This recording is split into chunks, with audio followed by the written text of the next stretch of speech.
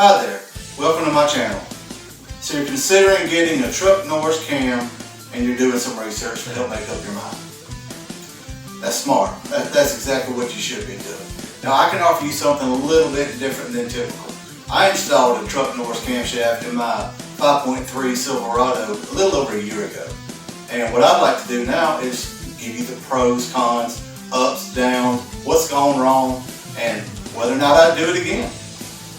So if you'll give me just a couple of minutes of your time, hopefully I'll be able to help you make up your mind. So let's get into it. So first things first, installing the cam was pretty simple.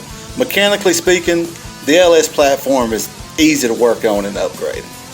However, I did underestimate the tuning side of it. The truck cranked right up, no problem on the stock tune, but to drive it around I had to keep revving it up at a stop sign. You know, you put one foot on the brake, one on the gas, try and keep it going. So honestly, can you drive it without a tune? You can, but it's kind of a pain in the butt.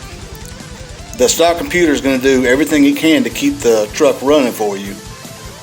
But unless you have access to a tuner or you've got some tuning software, you definitely need to consider this as part of your budget when you're considering getting this cam. Now, I'm a computer moron. However, I did invest in HB tuners and was able to fine tune it a little more. And that still needs some more tuning, but I drive it everywhere I want to go, and it's just as reliable as it ever has been. Now, the truck Norris, it claims to be able to run on the stock converter, and that is absolutely right. I've been driving mine for a year on the stock converter with only, minor inconveniences. It's not a huge fan of stop and go traffic, stuck on the interstate, creeping along at 30 miles an hour. Doesn't like that myself. It doesn't bother me. I enjoy all the looks I get where everybody's looking, like trying to figure out, who's thumping, whose cam is that. Another issue I've noticed is the truck wants to idle and drive at 20 miles an hour or so, which I'm sure could easily be fixed with tuning, but I'm pretty happy with my fuel trims and my timing, so I haven't really messed with it. That being said, it is a little rough on stock brakes, having to ride them, to keep it slowed down in traffic. Once again, I'm sure tuning would fix it, but that's a little bit above my expertise. Luckily, I've been talking to a guy at Frog's Garage YouTube channel, and he really knows his stuff. I will put a link to one of his videos down in the description. I did update to bigger and better brakes thanks to recommendations from my pal over at Blue Collar Hot Rod. I went with the Power Stop Z36, and I couldn't be happy with them. The brakes are great.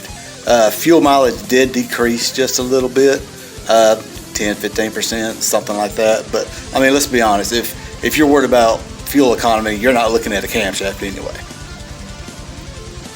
So if you're interested in dyno results, I'll put it in the description, my 6-month video that I did, and in it it's got a lot of things that Richard Holdner went over.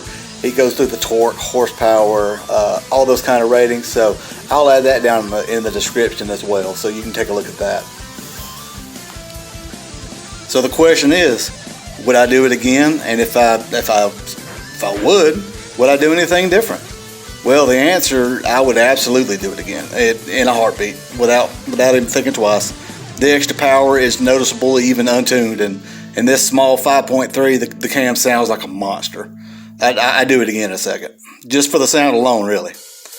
The one thing I would do differently, while I've got the motor out, of course you don't have to pull the motor to do a camshaft, but I pulled mine to freshen the motor up. I would have went ahead and put a converter in it while I had it apart. It saved me a little bit of hassle.